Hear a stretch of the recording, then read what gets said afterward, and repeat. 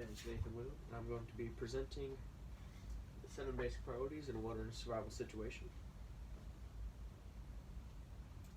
A basic overview: any emergency, whether it be a car crash or a plane crash, or even a wrong turn on a hike, could result in an emergency situation which would require these type of survival skills. A quick tip is like when you're leaving for a trip or something, it'd be useful to tell someone your plan. That way they'll know when you're leaving and when you're arriving, and if you don't come back on time, they will know to worry and you'll have a better chance of being rescued. First step of surviving will be having a positive mental attitude. You're going to want to use an acronym that is well known. You're going to stop. So you're going to stop, you're going to assess your situation, you're going to perform any type of first aid.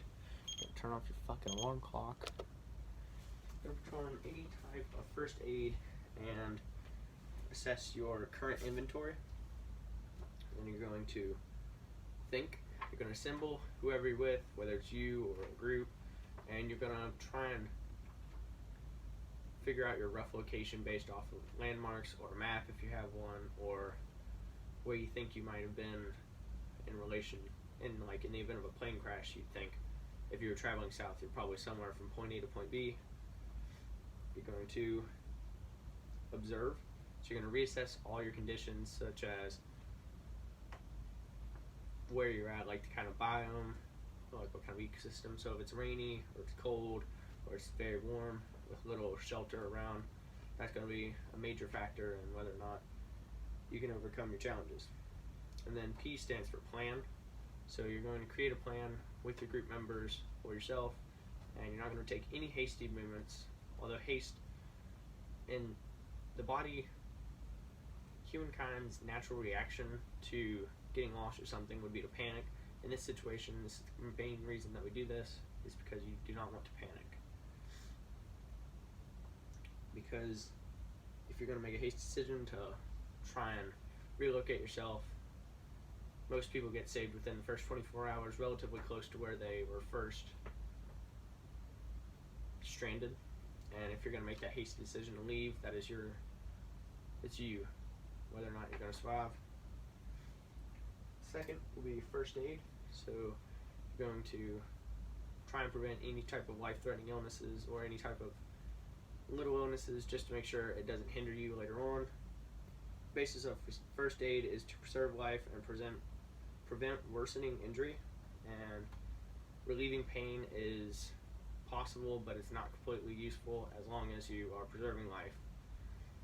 And for basic first aid in a stranded, unless you have a first aid kit are very helpful, but not many people carry them. So you can utilize cloth for a lot of things, such as a splint, a tourniquet, and a sling, or you can even use it in the event of a minor cut that won't stop bleeding. You can continue pressure and tie another one around. Third is going to be shelter, because your body, although it can self-regulate, requires a little bit of assistance.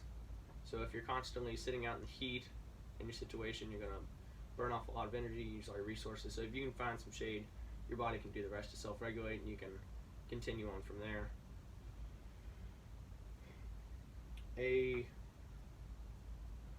The location of your shelter is pretty useful, as if there's any bodies of water near you, you can station rather close to that, and wherever your materials are that you're going to make your shelter out of are useful, because you're not going to want to waste as much energy as you have to.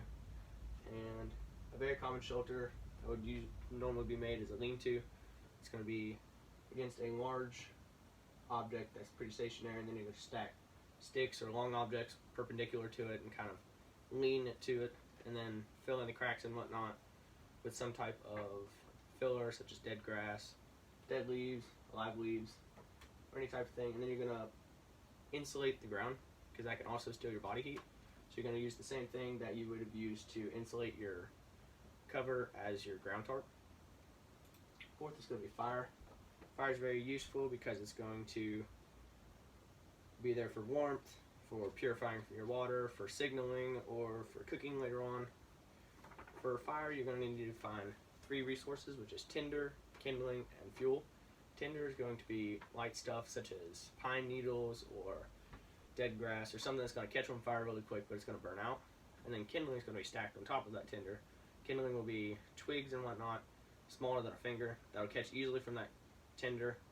And then kindling will feed the fuel, which will be sticks that are no larger than your wrist that will catch relatively easy and burn, not too quickly, and then slowly and slowly you can feed on more and more to get a heavier fire with actual logs.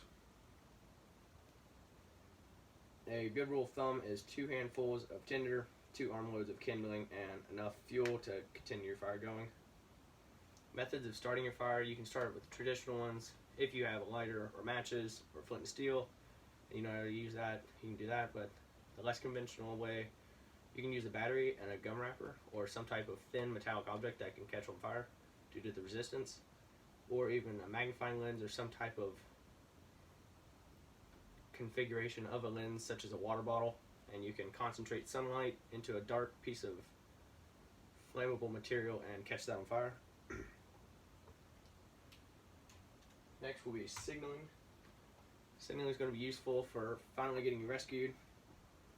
Any type of acknowledgement that humans have interacted with this recently would be considered signaling, but bright clothing and heavy smoke from like fires scattered all around, or ground to air signals such as these, will be useful for air rescue, especially if you're in like a wooded area. They're probably going to use air rescue. Water is going to be very important. You can only survive a couple hours in really harsh conditions without water before you start feeling sickliness from dehydration or a heat stroke or just general tiredness, and that's going to hinder your journey even worse. To collect water, ideally you're going to get it from a body of water or some type of stream. Did it say 7 minutes? Holy shit.